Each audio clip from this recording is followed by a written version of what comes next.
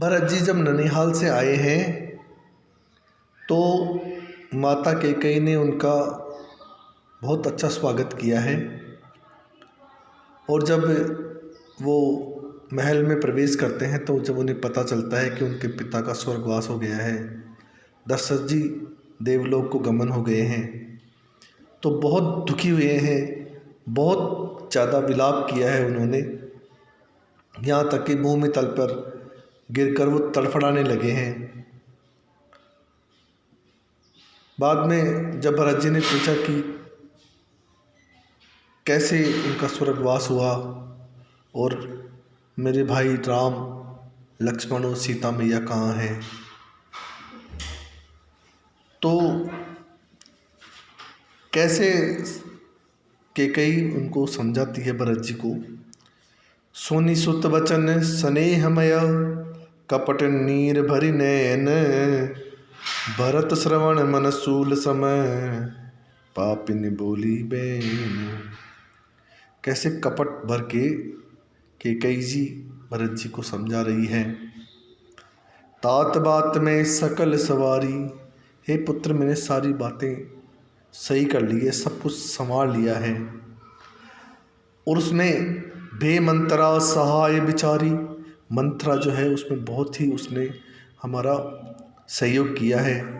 कछुक काज विधि बीच बिगाड़हूँ, पर विधाता ने बीच में ही सारा काम बिगाड़ दिया है। भूपति सुरपति पूरे पग उधारहूँ, और वो जो काम बिगड़ गया उससे आपके राजा, आपके पिता जो हैं वो देवलोक को पधार गए हैं। सुनत भरत भय बेबस विषादा, जनु सहम्यो करी के हरिनादा। तात तात हाँ तात पुकारी, परे भूमि तल व्याकुल भारी।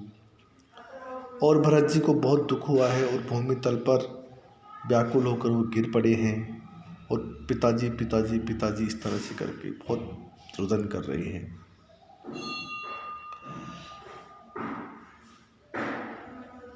चलत न देखन पायहूँ तो ही, तातन राम सौंपहूँ मोही।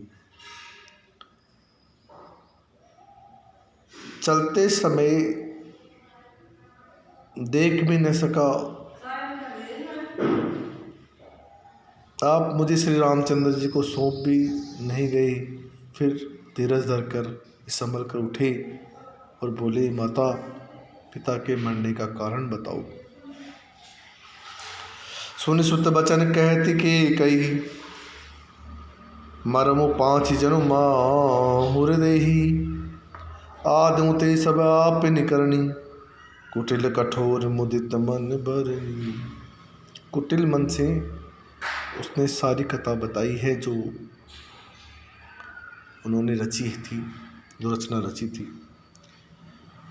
भरत बिसरहूँ पितु मरन, सुनत राम बन गोनु। भरत जी ने सुना कि राम जी तो वन में चले गए, तो पिता के मरण का समाचार भूल चुके हैं। हेतु अनपहुँ जान जिय, थकित रहे धरि मोनु। और चुप होकर वो थकित होकर ध्यान से सुनने लग गए।